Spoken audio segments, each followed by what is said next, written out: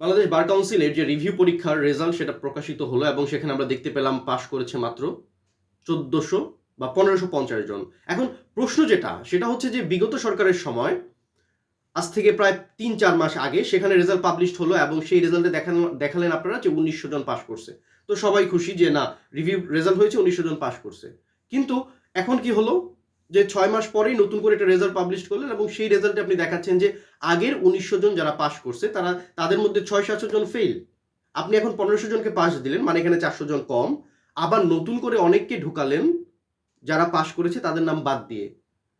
তার মানে আসলে কি স্বচ্ছতার যে জায়গাটা, অ্যাকাউন্টেবিলিটির যে জায়গাটা, ট্রান্সপারেন্সির যে জায়গাটা, এই জায়গাটি কি বাংলাদেশ বার কাউন্সিল আসলে আদৌ রক্ষা করতে পেরেছে?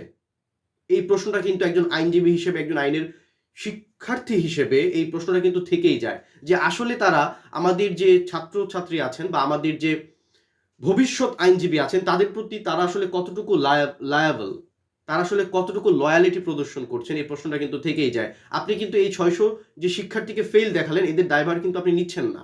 কিন্তু একবার আপনি পাস দেখাচ্ছেন, একবার ফেল দেখাচ্ছেন। আসলে কোন যুক্তির বলে শিক্ষার্থীরা আসলে এই পরীক্ষাটা উত্তীর্ণ হয়ে যায়, সে প্রশ্নটা কিন্তু বারবার থেকেই যায়।